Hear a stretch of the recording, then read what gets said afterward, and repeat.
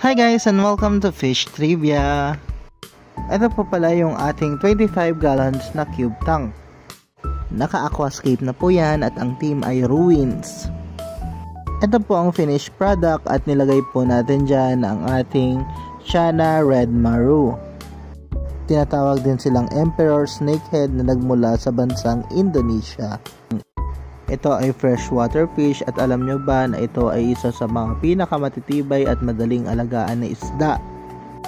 Ang mga Chana ay mayroong air sac, kung kaya't sila ay mga air-breathing fish. Ibig sabihin lumalangoy sila paitaas ng aquarium upang kumuha ng hangin tulad ng ginagawa ng ating Chana Maru. When it comes to diet naman ay pwede mo silang pakainin ng mga superworms, bloodworms, wild guppies, and molly feeders. Marunong din silang kumain ng pellet. So yun lang po, kung gusto mo pa ng mga video tulad nito ay bumisita ka lang sa aking TikTok profile. I-tap mo na rin ang heart button dahil tulong na rin yan sa ating channel. Thank you po!